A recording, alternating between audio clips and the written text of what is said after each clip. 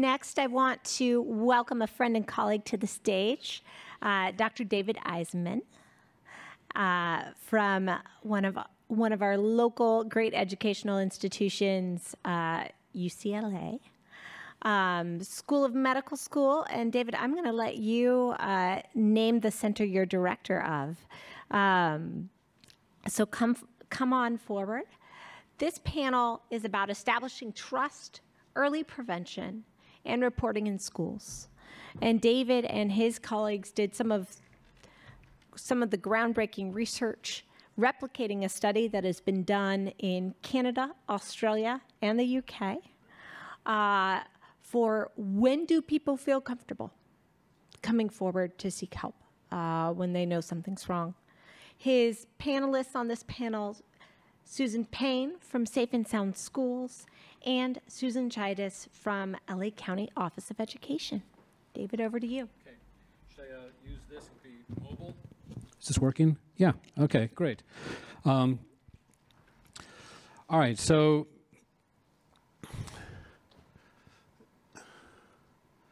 I'm going to talk about a study we did funded by the National Institute of Justice about the willingness of intimate bystanders to report leakage. I don't need to tell you too much about leakage, but as background, a sentence, studies have shown that between 60 to 90% of mass targeted violence episodes, including terrorism, there's been leakage, meaning the information about the plotting of an attack has gotten out to friends and family, colleagues, and that there may be often multiple over time leakages like this. And in theory, this might be an opportunity to prevent these attacks, but in fact, they are rarely reported. So what we did is we asked the question, what are the facilitators that, what are the factors that facilitate or impede people reporting leakage? How do intimate bystanders prefer to report? And what pathways would intimate bystanders like to take to report? So we actually we recruited a sample of 123 community members. They were all adult, 18 and over, from across Southern California and Chicagoland area. And we provided them each with a scenario, and we asked them to step through the scenario with us and what would be their steps about reporting. And there were three scenarios. One was a non-ideologically motivated workplace targeted attack that was being planned. The other two scenarios were ideologically motivated mass violence events that were being planned. One was white supremacist, and the other one was characterized as an ISIS Al-Qaeda inspired plot. So I'm going to skip right to sort of the results here. First of all, it was very clear from the sample that everyone, that care and concern for the potential perpetrator and the public was the immediate reaction. But throughout the interviews, and we interviewed, as I said, 123 adults from around these two areas in Chicago and Los Angeles, as well as actually doing interviews with practitioners in the year before that. And so a lot of this, what I'm going to tell you, is also echoed by you yourselves and your colleagues. So at the individual level, people don't know where to report. They don't know when to report. They don't know what's the difference between a serious plan and just sort of exploratory thinking. They've had their own personal experience with police violence, and that's been an important influence. At the relationship level, their relationship to the person, well, as I said, care for the person of concern is paramount, but they really fear harming the person, and that can be on a lot of levels. That could be damaging the relationship. It could be bringing harm to the family or the self if the person gets out, if information gets out that they were reported on. It's also a concern that when police come, there might be police violence. Concerns about law enforcement's ability to handle what might be a mental health crisis, not a criminal issue. There was concerns that people had about trust and local mistrust of law enforcement. We'll talk about that in a second, a little more. Fears and concerns about racism and discrimination. Anyway, what pathways do people take? So everyone, people want to confide in others. The first thing, though, they do, so we made this sort of path diagram here. They encounter the person who is considering this event. And they think to themselves, is this a real risk? And the first thing they do, of course, is look it up. Look it up on the internet. And this can be days of, and really more than days, of constant searching and finding nothing. And they're really doing it in order to ask the question, answer the question, can I change the potential violent actor's mind? Can I actually intercede? How can I help? And so they conduct this online search. They'll talk with family and friends. They'll even talk directly with a potential violent actor. And this will stretch on for quite a number of days, potentially delaying any reporting. They'll think to themselves, yes, I might report to law enforcement, but this might also worsen things, as I just said. So then they think about, how can I engage somebody in the community who might help? And they turn to mental health providers, teachers, faith leaders by preference. But there's clear barriers here, and especially for the adults, when they're talking about mental health providers, it's impossible. It's very difficult to access a mental health provider. Either your insurance doesn't provide for it, or they don't have appointments to see you. I mean, I'm a doctor. I know how hard it is to get my patients to see a psychiatrist or a psychologist. So there's clear structural barriers there. And then there's the question of, okay, I have a psychologist in my life, but would this person even know what to do? And I think that's a reasonable question. A lot of communities, mental health providers may not know what to do with this information. So it's only, after going through a lot of that they will then consider going to law enforcement. Now, how do they want to prefer to report? Interestingly, there are reasons for all of the preferences. On the one hand, a website or an app is fast, convenient, and for those who want anonymity, it's valuable. For those who are concerned about a risk of bias, for instance, we had a lot of women, a lot of people of color, who said they felt that if they made a report, their report would be discounted because of who they were, and that if it was done anonymously, that risk of bias is taken out of the equation. And a telephone or hotline has some of those same qualities, but it adds the quality of facilitating guidance, because the intimate wants some feedback. They want to know, did I do the right thing? What are you going to do for this person now? I'm scared. They want to talk it through. It's not a simple reporting. There's a lot of concern, and they want that conversation.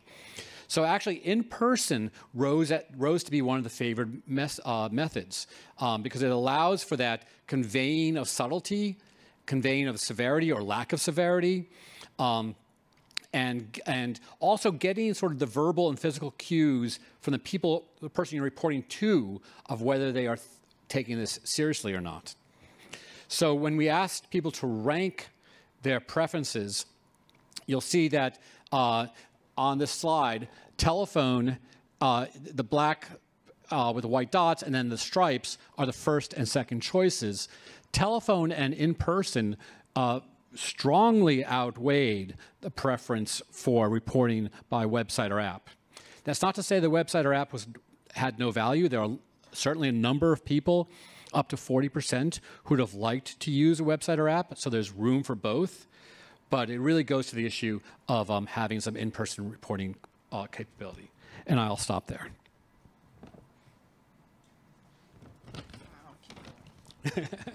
I could keep going all day, but I'll let you go.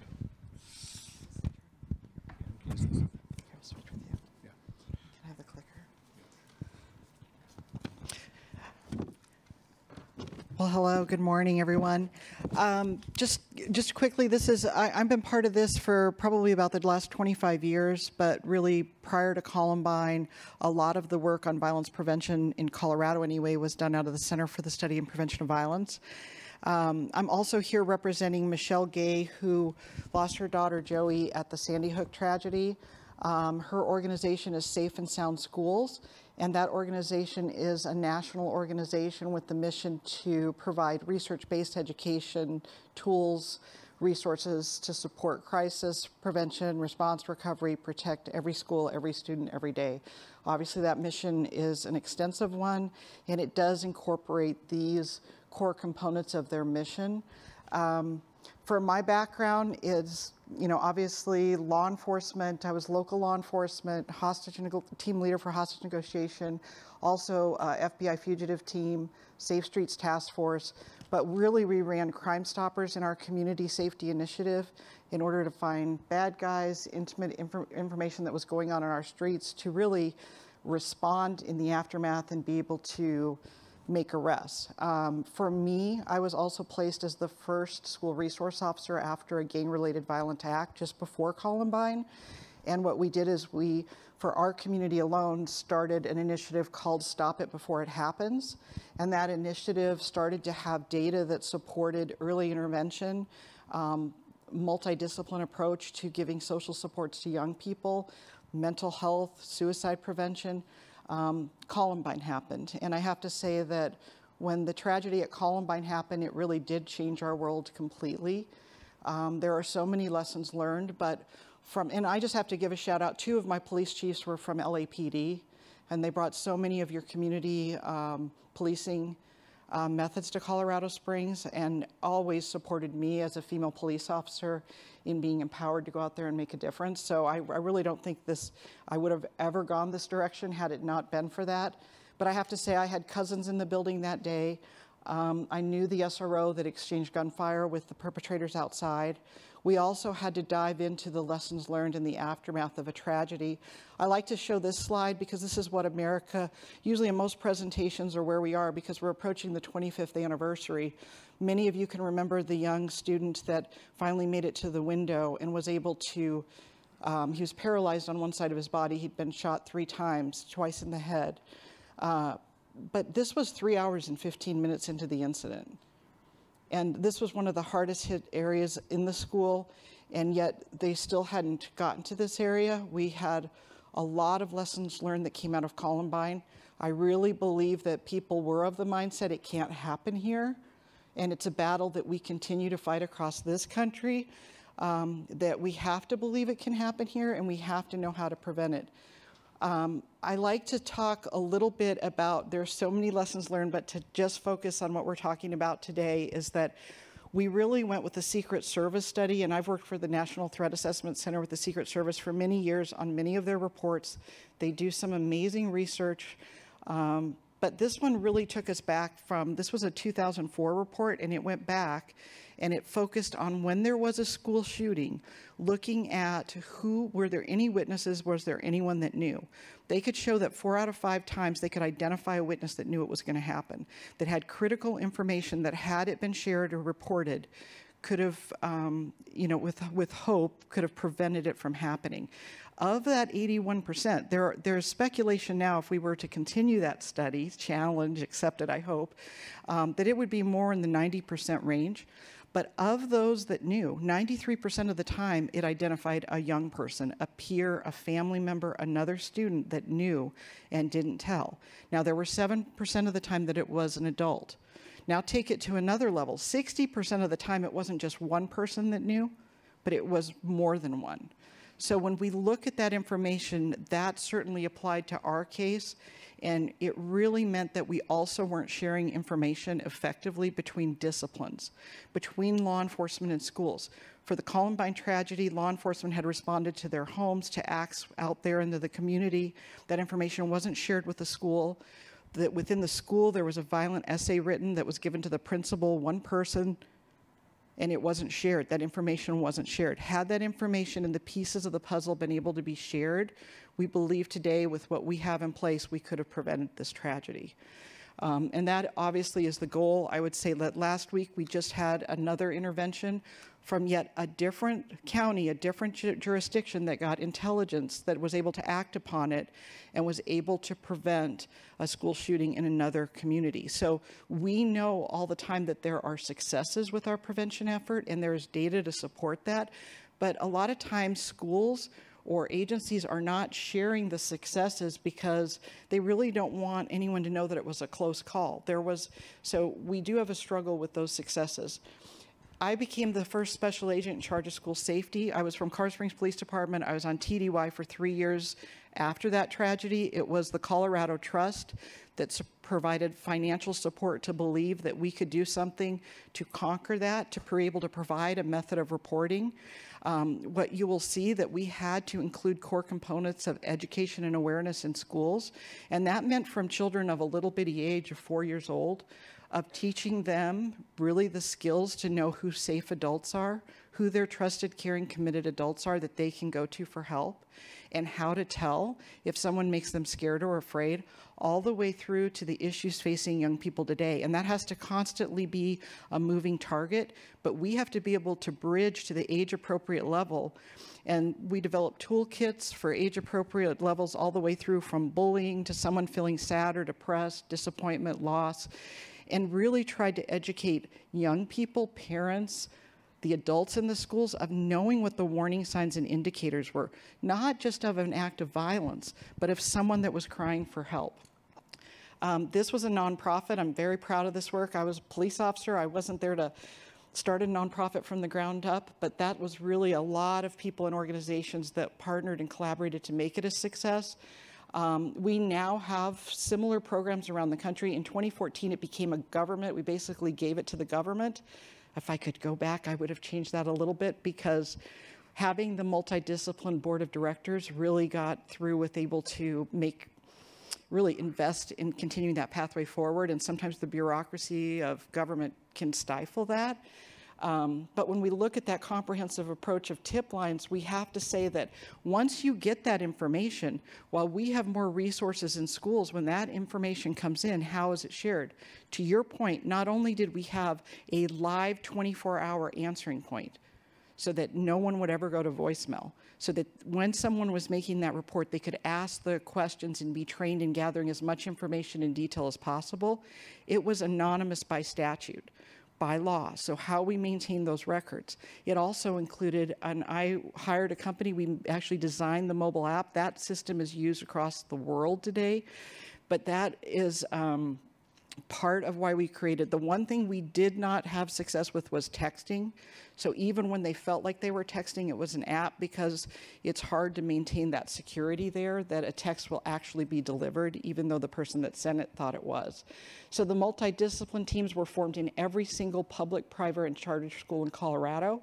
In any of the states, we have Safe to Say, we have OK to Say. Around the country, everyone uses a different name, because Colorado and Wyoming retained the name Safe to Tell. But the success is shocking.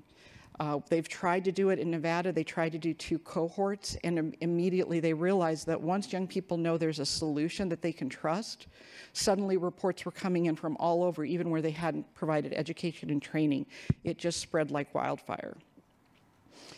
I'm going to just keep going. The positive culture and climate is really critical. I'm sorry, I can't go back, I don't think. But the culture and climate, and I went way too quick, so I'm going to do this a little slower, but where we have a school with a healthy, positive culture and climate, which we really believe in assessing, we would see more reports. So if you have a violent or persistently violent school, it is really hard to garner the trust or the effort of prevention, education, and awareness to make sure that they feel there's a safe way to report. But it was the very reason, as that first SRO in a very violent school, trying to see that those young people had a way to speak up when they knew that something could be done, and to really know that it was protected and anonymous. Your information sharing, you have to be able to understand how you protect it. Even now, we have the media calling this morning asking for the records of how many schools have safety plans. How many safety plans have you done in this past school year?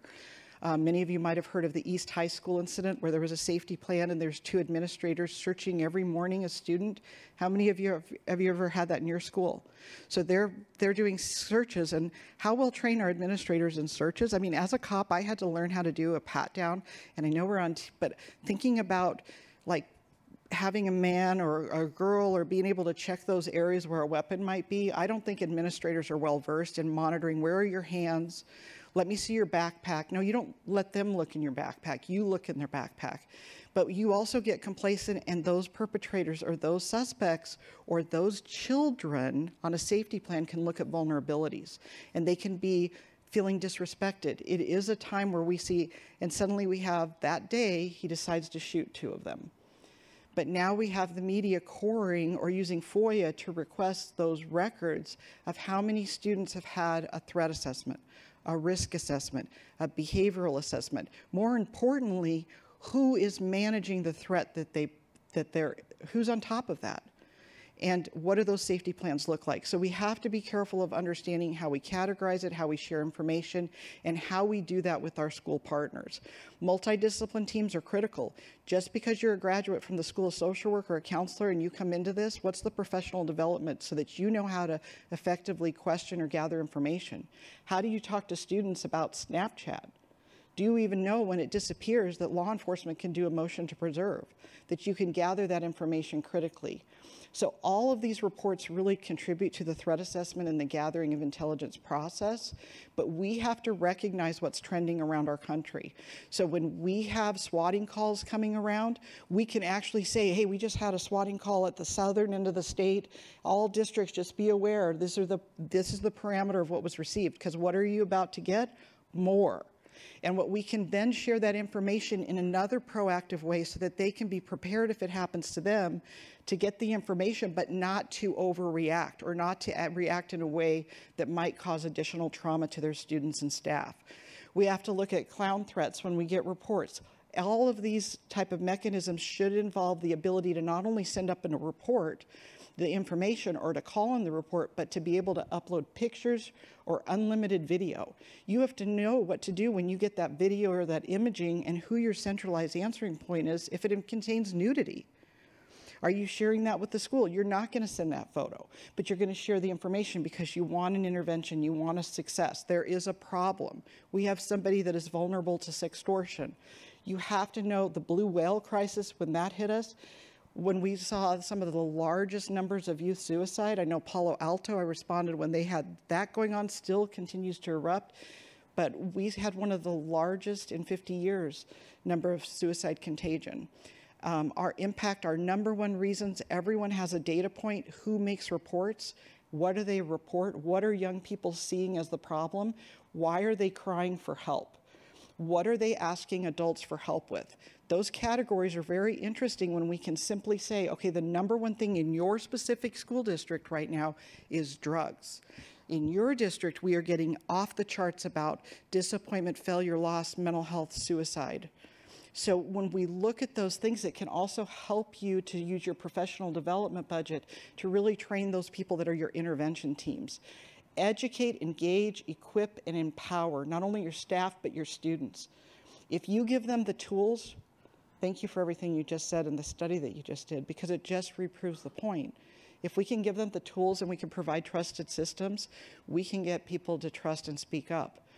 That leakage is occurring across our social media. There are no longer jurisdictional boundaries. 2 weeks after Parkland, we got a report that prevented another school shooting right in that very vicinity, and that came into a different state.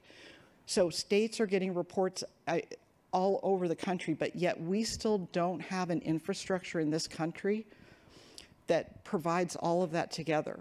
We have about 30 states with systems, but then we have people basically saying, okay, we're going to do just a little bit of this. We're going to require that you have a reporting system, but we're going to let the information sharing go. That information sharing and the timeliness of it is critical, and there should be standards. Because if we're really trying to focus on prevention, we got to get it right. And for every dollar invested in this, I will tell you that we are saving so much money in the tragedies and preventing those tragedies. I wanted to end with this because we are a nation of exposure and contagion. Often when we talk about Columbine, I have gone to school shootings since Columbine and to law enforcement debriefing. I went to the little Pennsylvania Amish schoolhouse, to Sandy Hook, to Virginia Tech, to Uvalde, all of these, listening to the raw law enforcement testimony of what happened and what went wrong. Not always is that all released, but what we do know that Columbine was a mass media event.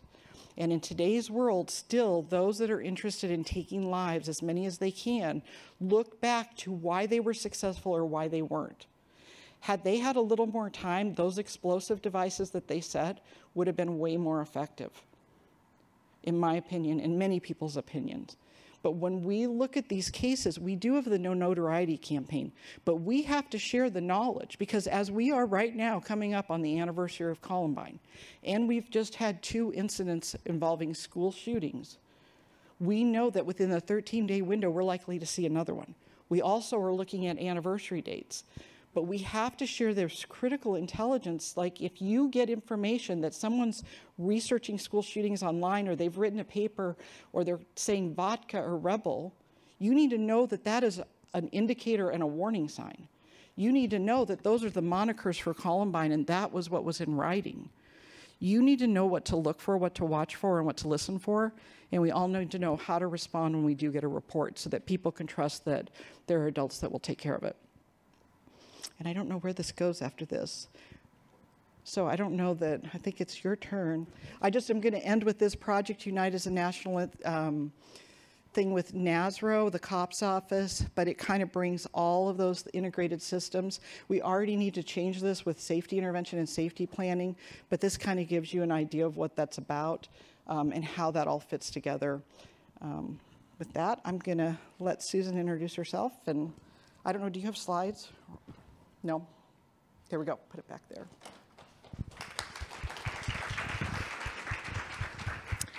Well, thank you. Quick question. How many of you are in education or educators, schools? Okay, just a few. So I work for the LA County Office of Education for Los Angeles County, and just a little bit about our local flavor or what we have going on. I work with the Student Support Services Division and work in particular with community health and safe schools. Just a little bit about LA County. We have over 80 independent school districts in LA County, from our largest one being Los Angeles Unified School District with almost 400,000 students, to our smallest school district, which has 57 students, and then all in between there of what we have. So we have about 1.3 million students within our county. And what the County Office of Education in general, and we have county offices throughout California, is that our role is, one, some direct services in education. So we have a couple of specialty high schools. We have our courts and juvenile students that are incarcerated or in camps. And so we provide education for that. But a large part of what our County Office of Education does is really to provide that technical guidance and training, support, workshops. And so that's what we do in looking at our comprehensive school safety plans. And as Susan had mentioned, the school safety plans, those are a foundational support for our districts and for all of our schools, including charter schools as well, to be able to identify what are our processes, what are our plans, what do we do in relation to discipline, in relation to emergency preparedness, in relation to crisis response. And so in California, that is a required component. And so they do need to do that by every March. Every school needs to have a school safety plan, that they have identified their processes, they've identified their goals that they're working on for that particular school year. And that goes every year that they have to do that. But to go back and really look at the response or referrals, or how do we deal with some of these I really want to take it all the way back to the very beginning. It is about prevention. We don't want to be waiting to respond. We certainly do need to have those procedures in place, but we want to be able to do that prevention and be able to identify. It's about those relationships that we have with our students. And the relationships are important. Getting to know, your students, getting to know, we're knowing them so well that when something's wrong or something's different or something's off, we may not know every single little detail, but we want to be able to know something's going on and be able to identify that. And so teachers are tasked with not only teaching, which is the majority of their work, but really about how do we support, how do we know those students? And again, whether it be through different programs such as positive behavior interventions and supports, through protective factors, circles, working with students, but it's really about establishing those relationships with our students so that we know or we can sense that something is going on, something's different, something's happening. So are our students coming to us at high risk already because of, trauma, other factors, whether it be in the home, in the community, or even at school. But with those factors, can we identify, okay, so what's going on with this particular student? What are the triggers or what's happening with student? But we also want to be able to identify what are the protective factors for that student. And so again, if we looked at a list of classroom students, how do we identify, some schools have even gotten to the point where they've identified who or what adult on campus can connect with a particular student and knowing about what's going on with that student. And so, again, just having those connections are so important because every student has hopefully some protective factors, and that's what we want to enhance and boost so that we can increase their resiliency, not only outside of it in the community, but also in school as well. Always I really talking about the school safety plan and how important that is. And so it's not just a tool, something that, this is something we need to do by law, and an administrator writes this, and then, okay, it's stuck on a shelf, and then, we'll look at it again next year. It's really about how do we make it a living document to look at some of those processes. Do we have procedures or protocols that if there is a risk, or say, hey, I'm just concerned about this student, where does the teacher, where does the staff person report this to on campus? Does it go to an administrator? Is there a daily administrator on duty? Is it a counselor? Where do we report that, and what activates that process? Because sometimes, or oftentimes, teachers don't know, well, who do I tell? And that can contribute to being part of that barrier of, who do I tell? I don't know, or we don't have a process, so no one's really going to do anything. So what do we, mechanism, and are we sharing that with all of our staff so that they're well aware we have a process in place, we will take every threat or concern seriously, that someone will look into it, and again, is it part of our threat assessment that will be evaluating that, or bringing our threat assessment team or a mechanism of a team to know, where do we go with this? And we do what we practice. And if we're not practicing threat assessments, we're not practicing, whether it might be a suicide assessment or some kind of behavioral assessment that we need to do, we're not going to get good as a team to be able to identify what is a true concern, what maybe is just a false alarm, but they need some support. So anything that's rising to that level of we're concerned about this student, again, we're going to stratify what is the concern and what level of support or intervention.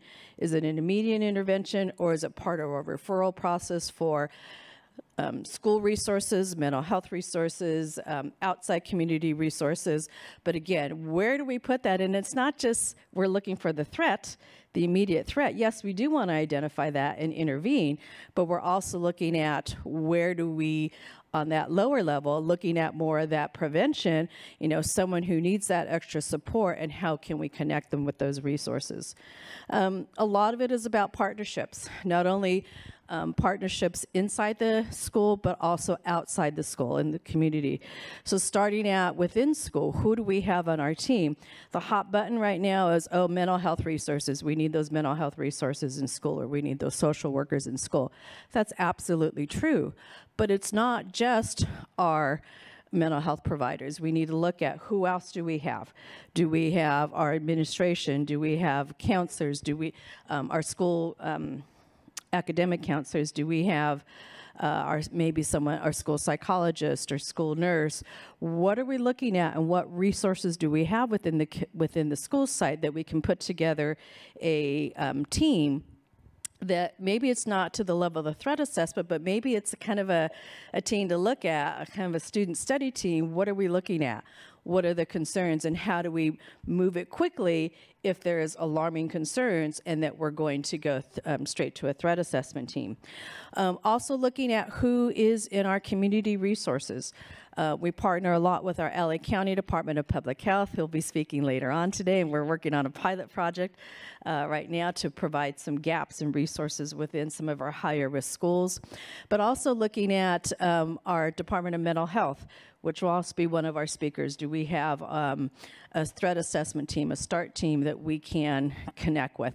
And again, it's making those relationships so that when I do call, or we do say, hey, there's something going on here, what do we do? Or what else, or do you have information on this? That we can speak with each other. We can share some information, knowing that we're keeping those confidential, but we are sharing the information. And then what also, so again, internal, external, and again, those relationships are critical. The other piece is, how can we empower parents as well? And so what kinds of prevention resources do we have for parents to help them identify what are the concerns that they may have, what are some things they might be concerned about? Or again, is school a place where they can come and say, hey, I'm concerned about my child? More often it might be, I'm concerned not only about my child, but maybe I'm concerned about this other child.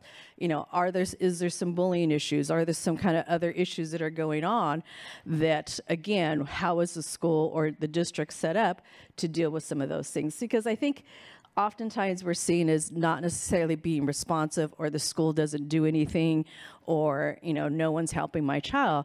But it's really about, how do we listen? And we may or may not be able to do anything at that point in time, but we can put something on watch. How do we monitor? How do we follow up with those particular students that may have some concerns themselves, or there may be some concerns with other students? Again, so it's about those relationships. So that's just a little bit about what I wanted to talk about today, because, you know, I think we all know that incidents of violence or concerns, it just doesn't happen out of the blue. It's not, it presents itself, oh, this happened. But lots of times that there are other warning signs, there are other leakage that we're not paying attention to, and that's what we want to be able to have, is what pieces do we have in place within our schools, but also what pieces do we have in place in our resources, working with our community, our law enforcement, mental health, public health, and how do we use our resources wisely to help meet the most our students as well, their needs. So thank you very much.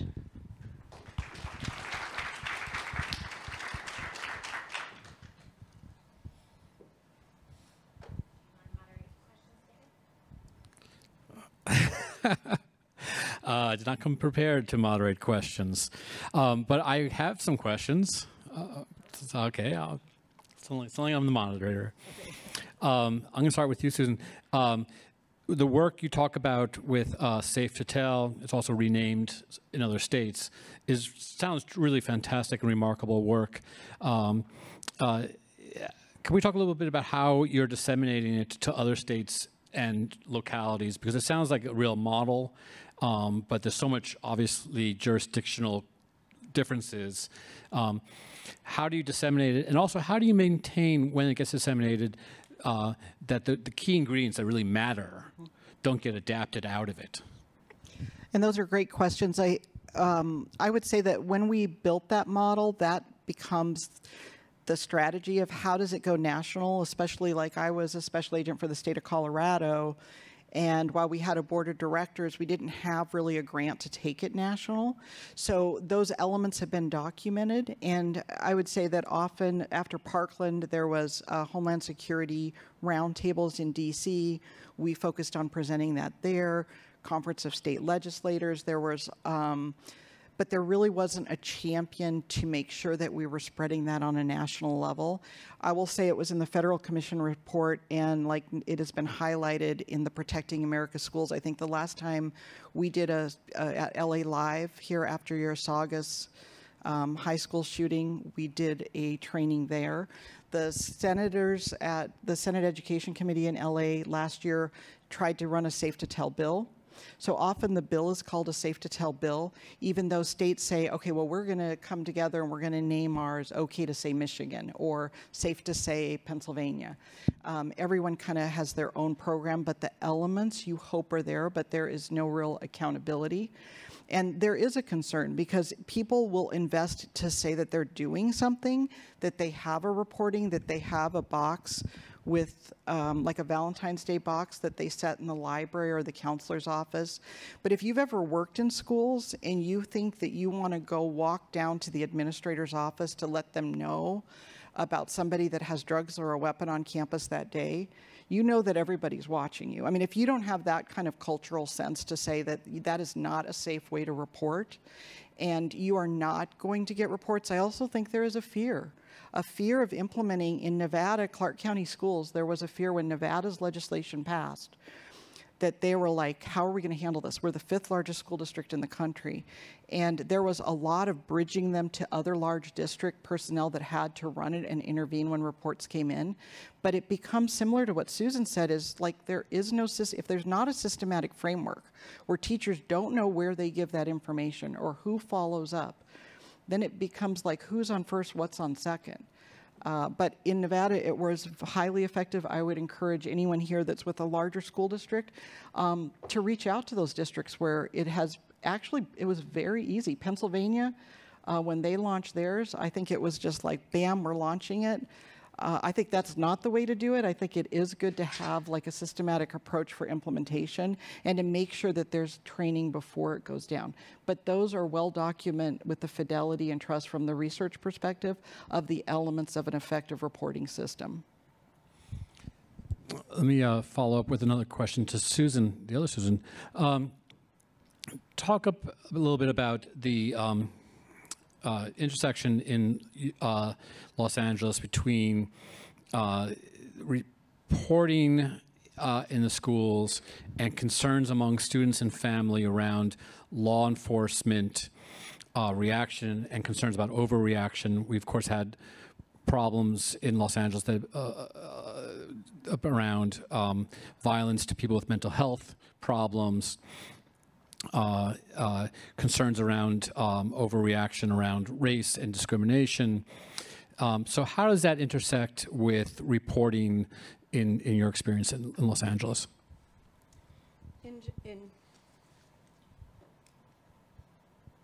And actually, let me take one step further.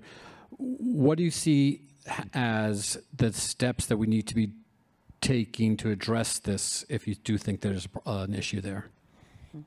If we're looking at from a school perspective, we really need to know what is our reporting process. You know, is it law enforcement? Again, identifying what is the immediate need. Is there an immediate concern, or is this just a general concern? So again, going back to what are your district protocols or processes for reporting that, because on some it might be, oh, okay, we're going to refer to our study team, or we're going to refer to this, and we'll work on getting some help or support for that student, versus this is really alarming and concern, and we need to notify police, or we need to notify our mental health team, and who are we going to be referring that to? So there really does need to be some framework of looking at what is our process.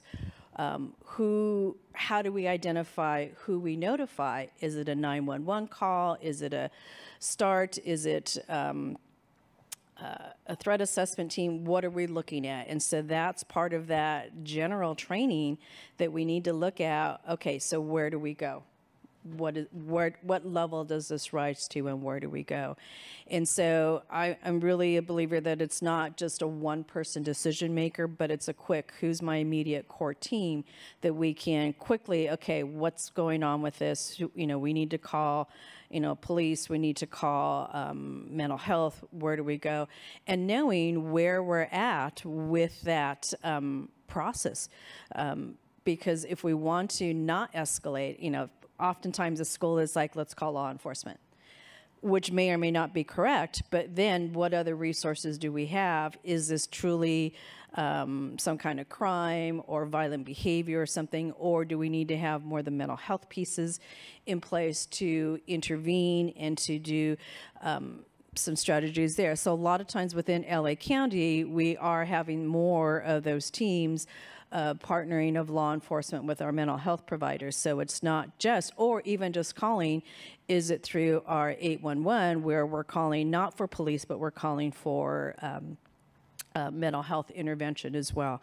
And so schools are in charge of a student. We're acting in local parentis, and so we need to be knowing what decisions that we're making and who we're diverting the calls to. Certainly notifying parents during this process, but really looking at what's the most appropriate. So it's kind of that decision tree of where are we going with this particular student. So those are some of those first steps. But again, it's really also about making sure that our staff know, making sure that we're doing some awareness training. So if you see this, this is what, this is our process. And so again, more intensive training for the core team members within your school district or your school site, but also some general awareness training so that staff are aware, where does this go? What is the process? And if you don't have a process, again, it becomes very willy-nilly, and or it doesn't happen at all to support that student or to provide that safety net for that particular student. So I'm not sure if I answered the question directly here. Yes, and well, let me ask. Sort of, you're more on the primary prevention level. I mean, you're coming at the point you're talking about when the report has been made. Right. Let me ask about before the report's been made, when there's a concern. A student or family member has a concern about another student or family member, but equally they have concerns about the reaction, the consequences, the adverse consequences of reporting. They'll be criminalizing the child. There might be an overreaction by the police on the child. There might be discrimination against the child. Those are, as our research and others have uncovered, those are underlying concerns of the community that at least in theory, seem to be an obstacle to community members making reports as rapidly as we might hope. What do we do to address that concern and that issue? So part of that is, I think, the social issues in our country right now. How do we create community trust, and how do we build systematic frameworks where they believe that if they take the time to make that report, that it's going to result in a intervention that is well thought out and strategic. So that's the multidiscipline. I also think that some of the studies that have occurred of the reports that have been made, what was the result? And the result does not always involve law enforcement at all. So when those reports come in, there is a strategy and a plan to say, is this law enforcement? Is this the school team? Does it need to involve law enforcement? But I will say that when you get reports on a Friday night or a Saturday, there's no one on the school team responding. So when we get reports that rise to the level or triage to the level that there needs to be an intervention or somebody's welfare needs to be checked, those are the ones where we could actually see a direct line of a life being saved. Especially when it got to the mental health or the suicide interventions, that's where we would see the most of it.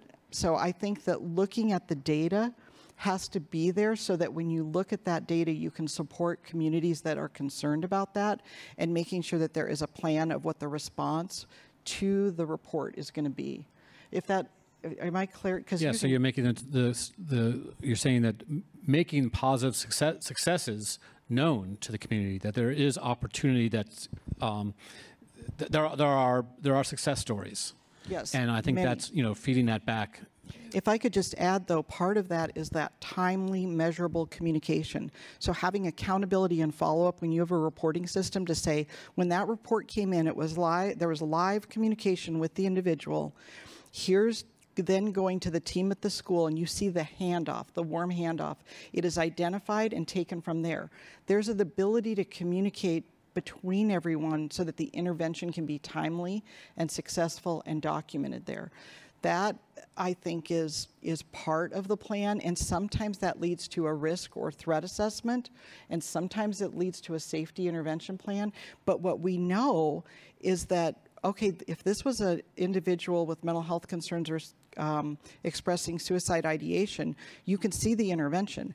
What I believe I'd love to see is to be able to go back and say, of these students where there was an intervention by anyone on these teams, did they go on to graduate high school? Did they survive high school? There is a lot of more information that we could extrapolate, because those are all known facts of whether they were able to survive and continue in a healthy path. If I can just add in, and I think data is key.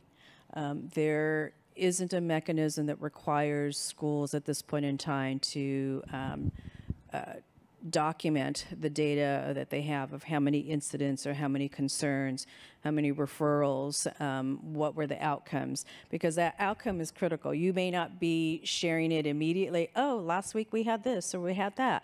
But again, on the long-going basis, what is our data showing us? And I find that most districts or many districts are not collecting that data, or that's not descriptions of how that data is to be collected.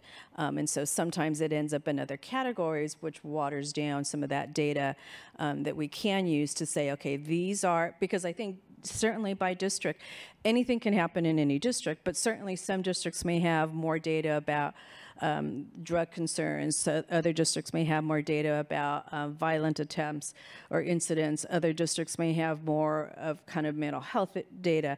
But we have to have some kind of consistency of data so that we can address and look at what are we presenting with and how do we meet those gaps. There is current pending legislation in California that would implement a reporting, an anonymous or reporting hotline throughout the state that would then be shared with schools, with their administrators. But again, how do we, there's no one centralized reporting or tip line right now in California.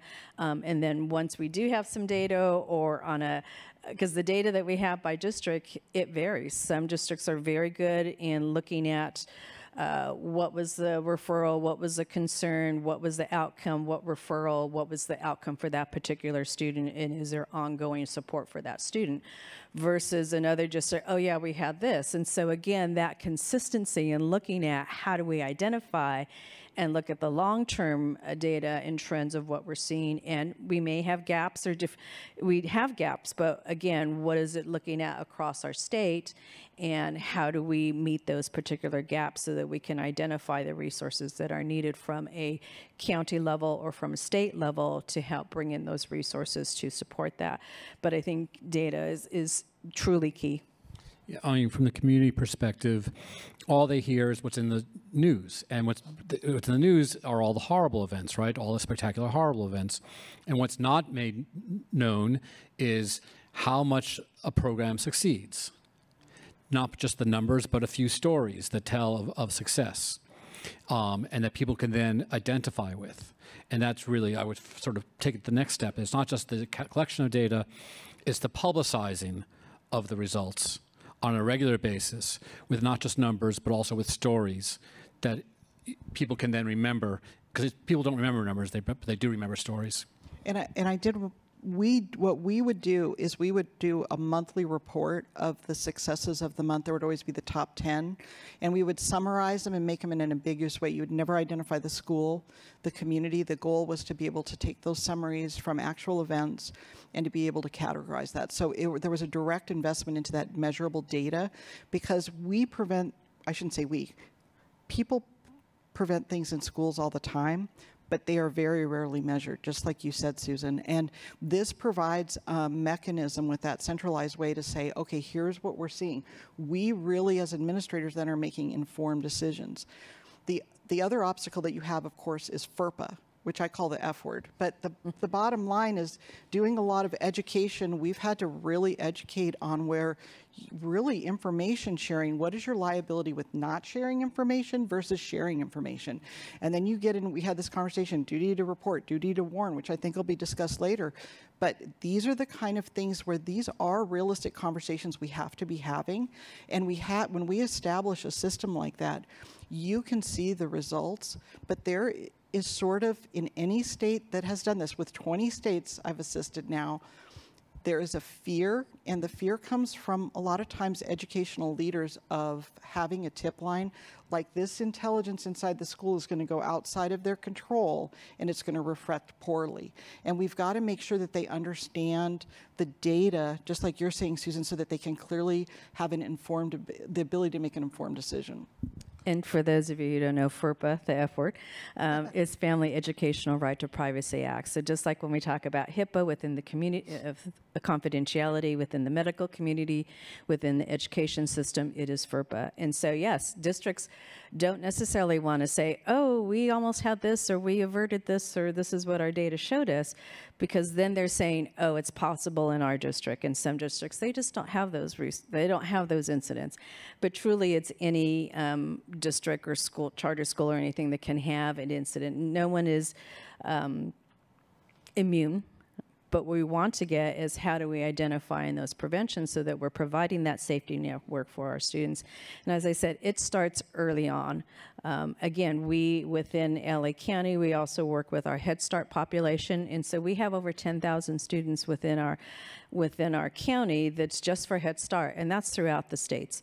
Again, there's also other preschools and things like that, private preschools, but again, we have a huge network that how are we providing, whether it's community circles or positive interventions, how do we communicate that not only at the preschool, but then, a lot of our elementary schools or even our middle schools are implementing PBIS, restorative circles, and building that positive trust that this is a safe place. We do know each other in our district or in our classroom, and it is safe, and that's what we want, is a safe to tell, because we're supporting that those relationships within schools, but also making sure that we continue that, because it does become a little more difficult at the high school when kids are moving around so much.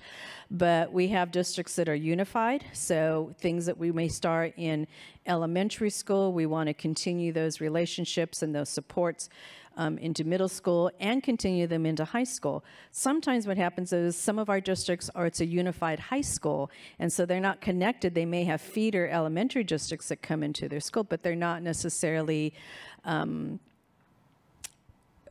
connected in doing those same resources or supports that we have in an elementary district all the way through high school, because now it's a different district that they go to for the high school. So we want to build upon those resources, and whether it's a unified district or not, that we're working with our high schools or working with our middle and elementary school other districts so that we can have a unified approach, whether it's restorative practices or some way.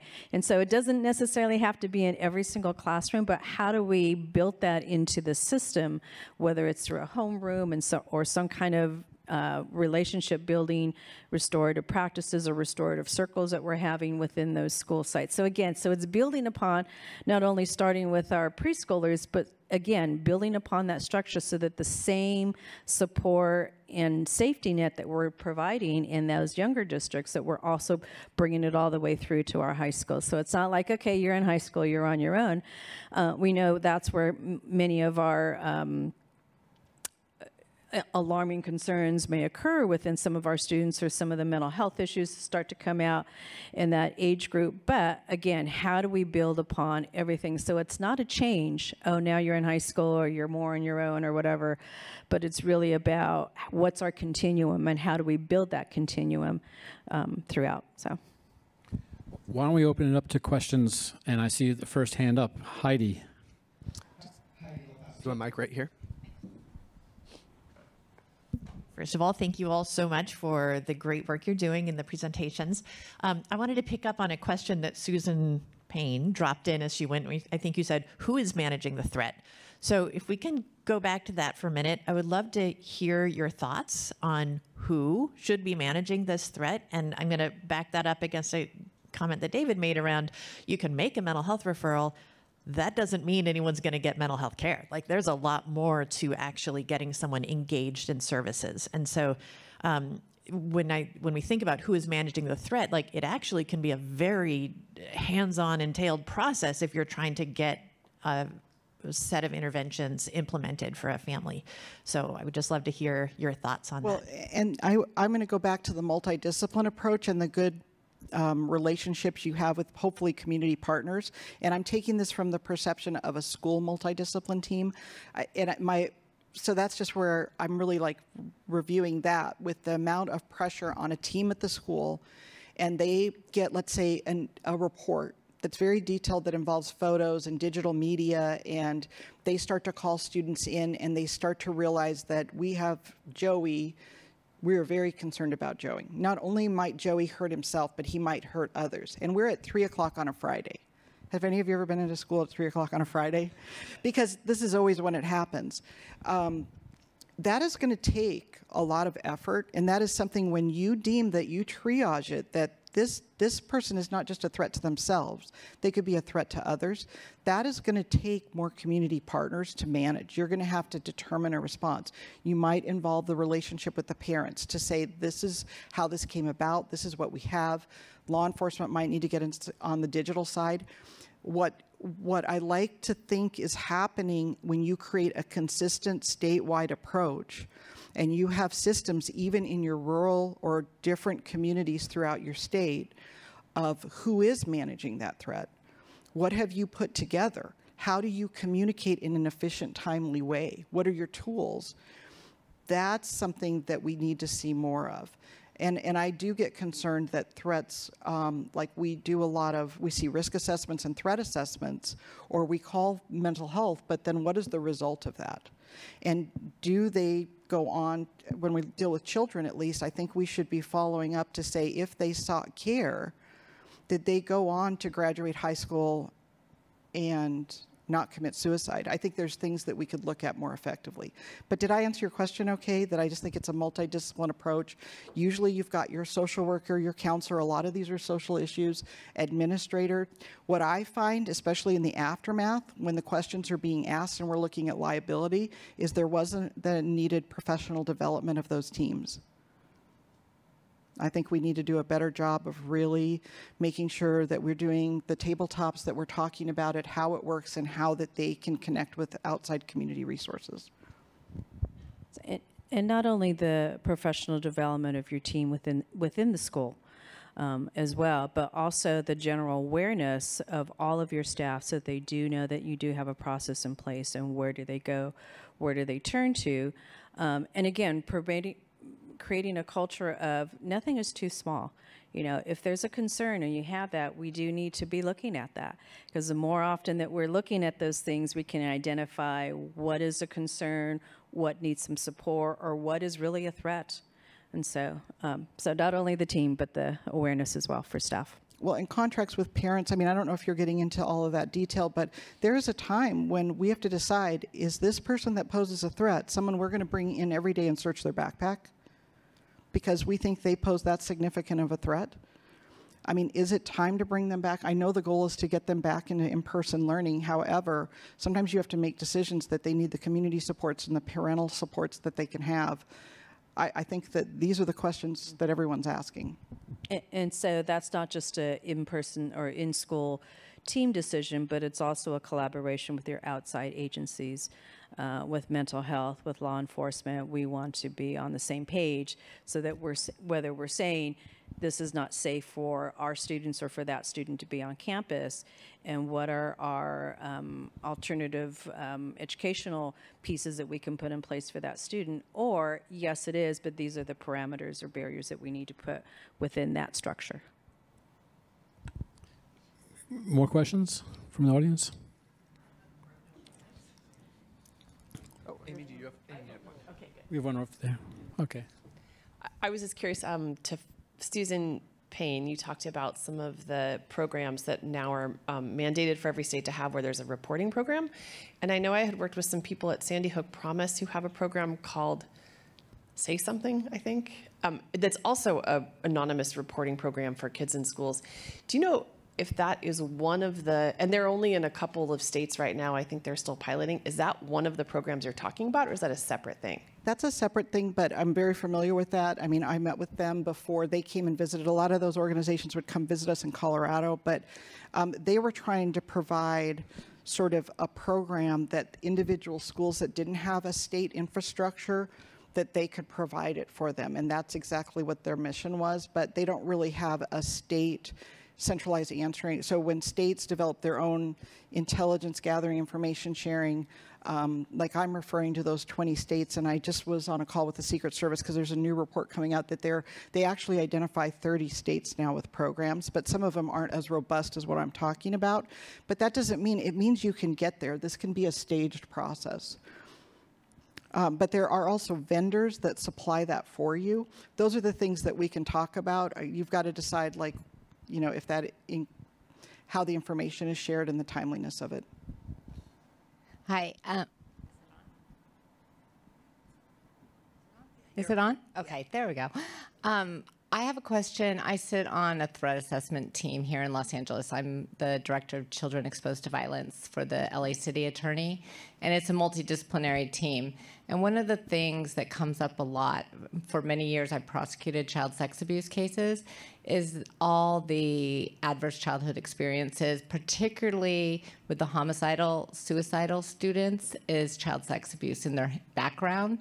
Usually unreported child sex abuse, and just having done it for so many years, I can identify it, and I always ask that question.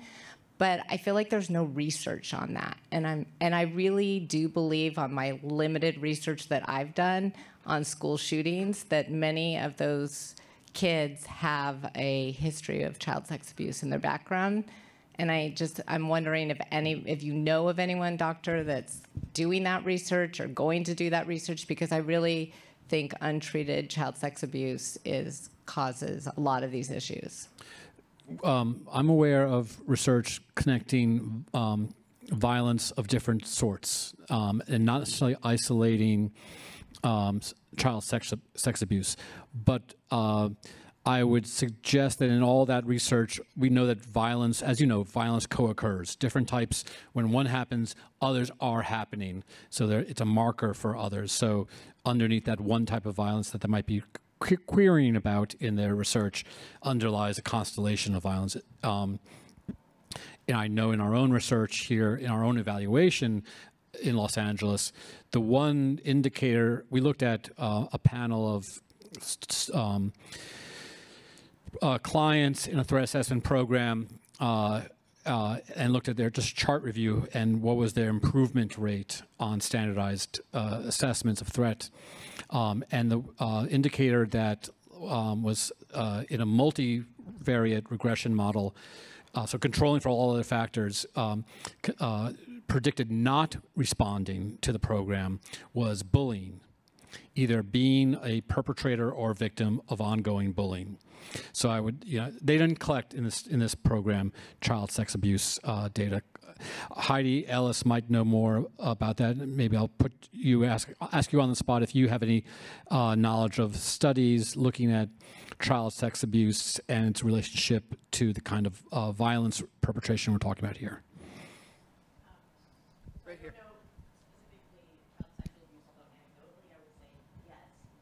We are looking at some data that we have right now in relation to openness to violent extremism. What we're seeing is that a shame response to trauma is predictive. And so, without knowing specifically the trauma type, I think that sexual abuse is likely to yield that kind of an emotional response, and that seems to be tied to a more violent pathway, perhaps, coming out of it. Since I have the microphone, can I ask another question? This is around information sharing. So obviously, very compelling argument that we need to connect the dots. Threat assessment teams can do that. A principal knows one piece of information, someone else knows another. My question is, coming out of a threat assessment, perhaps one of the interventions is a referral to a mental health provider. As soon as you do that, there's confidentiality, and families may not want to sign releases of information to a team that includes law enforcement. So how do you think about that challenge that, in an ideal world, there would be continued opportunity to connect the dots? There's a lot of information that could come up clinically that on its own does not require reporting, but in the context of many other pieces of information would be helpful to know. But as a mental health provider, without an ROI, you can't provide that. And this is me selfishly asking you to solve one of my problems. So if you could just sort of reflect on this challenge and how to think about it in the intersection of threat assessment teams and community health providers, that would be helpful. Well, here's what I would say, that specifically to Colorado and me working with school teams, is when a child was referred out to a clinician and the parent had the option to sign the disclosure for information to be shared back and forth, that often they really wouldn't. They would sign that no, they didn't want that disclosed back, they wanted that private. And that was something we just respected. Now, there is a duty to warn in Colorado from the Aurora Theater shooting. Obviously, that was one of our cases that required a legislative act on duty to warn. But I would say when it's referred to that clinician, that is documented. That doesn't mean that they don't still get the social supports at school, but then that becomes a private matter, and that is not shared back unless there's for some reason a duty to warn. Does that help? I don't know. Yeah. Also, just in general, from a school perspective, we don't have.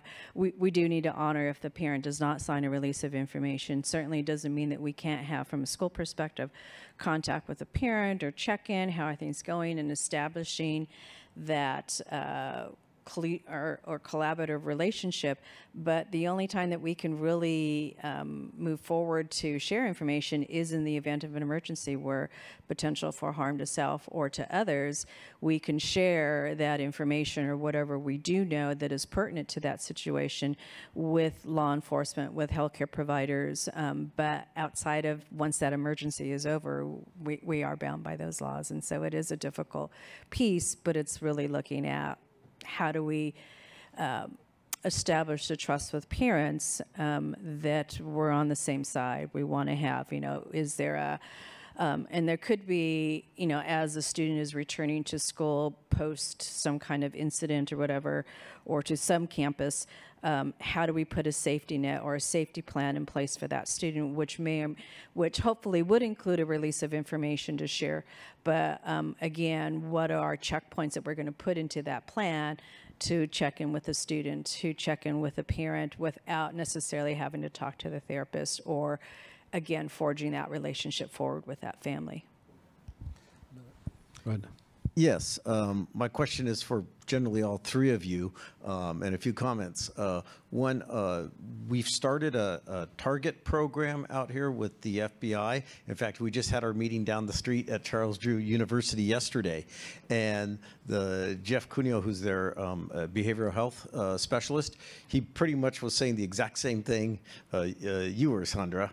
And we've been analyzing these. We go to the Secret Service. They come out and actually every 5 years give a personal presentation. It's a day-long presentation explaining the report and the information gleaned from it and everything. And we've been trying to put together a program like that to exactly address those situations. There has to be the building of trust, because there's leakage closer to over 90% of the time.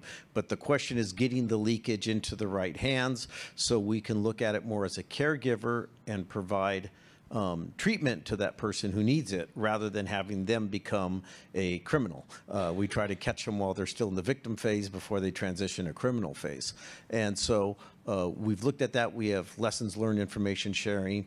We have citizens academies with both drug and FBI to help get the things involved.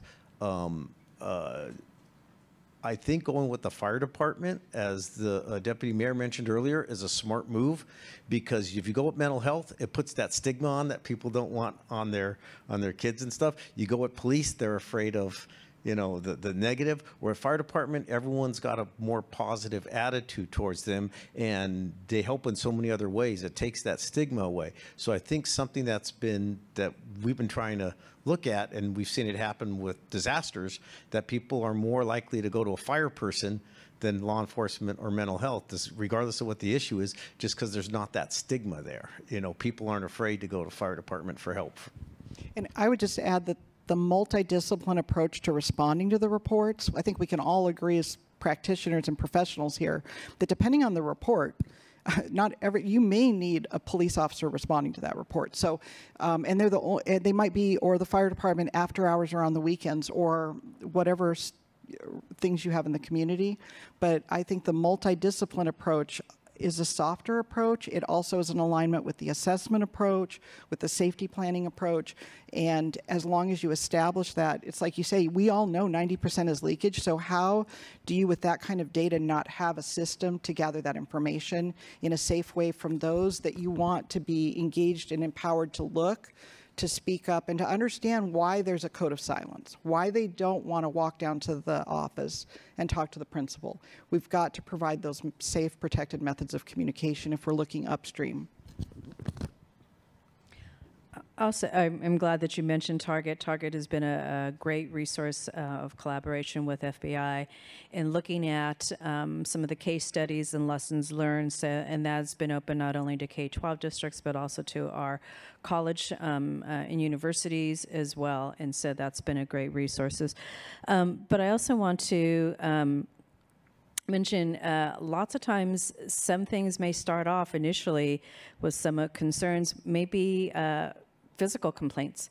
And so not only you were talking about fire department being a safe or less threatening resource that intervenes with that particular student, but also your health offices. So my bias, my original background was as a school nurse, but we saw a lot of students walking in with the somatic complaints that weren't necessarily related to actual physical complaints. We might refer them to rule out those concerns. But again, that's an opportunity to really look at what's going on with those students, why are they having so many somatic complaints. We can explore some of those mental health concerns. We can explore the bullying, and then connect them to the correct resources that they may need within school, or notifying their parents and looking at, hey, have you thought about this? Have you checked with this? And so again, it's a way to connect some other resources. So not just necessarily looking at straight physical violence or incidents, but also look at some of those soft signs that may be presenting and we're not seeing that or catching that. I'm going to say just one word, which is that this is a, what you're highlighting here is a national problem with local solutions. The use of the fire department in Los Angeles is a local innovation that just sort of highlights how each jurisdiction needs to figure it out properly for itself. And with that, I'm going to thank my co-speakers here for a really fascinating, robust conversation, and I'll turn it over to Brett. All right, please join me in thanking this panel.